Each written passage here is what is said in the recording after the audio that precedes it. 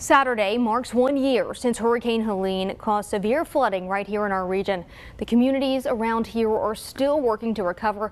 And joining me today is Washington County, Tennessee Mayor Joe Grandy and EMA Director Evan Clyburn. Thank you so much for being here today. Yeah, thanks for having us.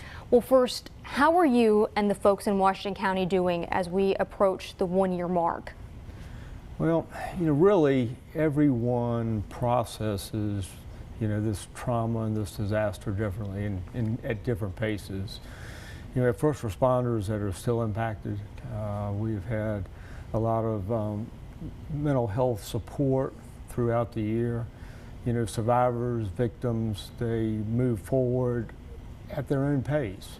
We had people that were ready to build a week after the storm, and we have people that are just now coming back to say, I think I want to go back and live on the river again. So, after a year, it's taken that long for some people just to process, exactly what their feelings were and what their emotions were and how they want to move forward. Well, speaking of the recovery process, let's talk about where things stand with that. In recovery, so right now, in terms of individual assistance, we have 35 homes that have been completely reconstructed with families living in them, and 7 more projects underway. So the people that want to rebuild, they're working on it slowly and they're coming back, and we have, I just think having in just a year's time, 35 homes completely built from scratch. When we started, we didn't even know where we could locate homes, where the floodplain was going to be, where the floodplain has changed. So all of that's come together, and the community has rallied around each other, and others have come in from outside to help support. There has just been a lot of coming together to make that happen. And I want to quickly touch on some roads. Are there any roads that still need to be repaired in Washington County, and where do things stand with the road work? Road work has been underway. Of course, we had some emergency roads that had to be done immediately. We had the little Germany community that was completely cut off, that we had to rebuild that road like super fast. And another road that was completely washed away. We took the bids on that just this afternoon, and that project will get started in the next couple weeks. Well, let's go ahead and start talking about the cost. I know that obviously recovery does come at a price tag, and so how much has it cost so far, and where has the money come from?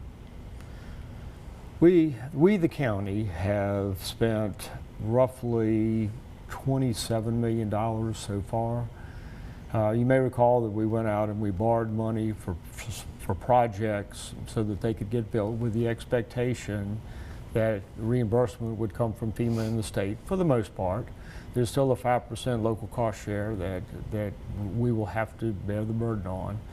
But the big project is Corby Bridge, and that project is under design, but it's still probably 18 months out from being complete. Well, I know that feels like a very long time from now, so I know, is there anything that those folks that you want to say to them that use that bridge, or any other options for those folks? Evan, that's fire. What do you think? So the ridges and stuff that are out there, they've designated roadways and stuff to travel around. 81 was restored in Taylor Bridge, which was a big plus for the area, as long as the Kinzer Bridge in Greene County.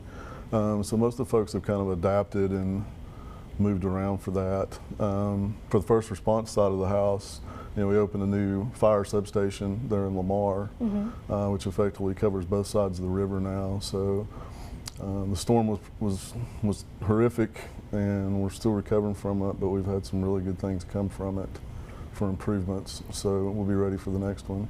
And let's talk about Nancy Tucker. I know that she is still missing, so where do search efforts for her stand? So Ms. Tucker weighs heavy on all of us. Search efforts have not stopped. A lot of the efforts that we saw early on, we covered a lot of ground. We coordinated extensively with the debris removal to the point where we slowed some of that process down just to be able to go through that to make sure we didn't miss anything. Now we're still working for that, still working to bring closure.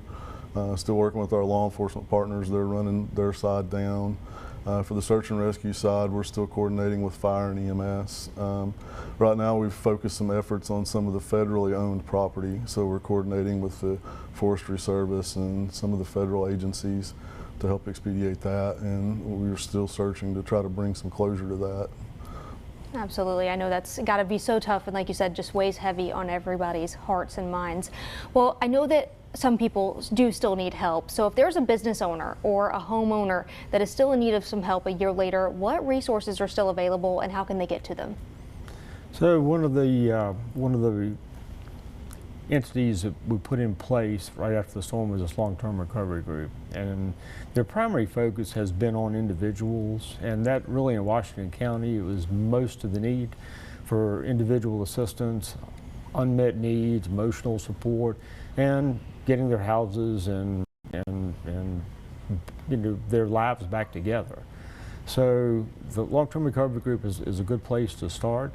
In addition to that, there will be several grants coming up pretty soon that will support businesses as well as agriculture and individuals. So it's my understanding that that's going to open up about the 1st of November, and people will be able to apply for financial assistance and other assistance. All right. Well, thank you both so much for coming on today to talk about this very important topic that we are getting ready to approach as we hit this one-year mark. It's hard to believe it's been a year, and in some respects it seems like forever, and in other respects it seems like yesterday. So we will look forward to the weekend of celebration and hope. Absolutely. Well, thank you both again for taking the time to be here. And of course, we have plenty of more news also coming up this afternoon.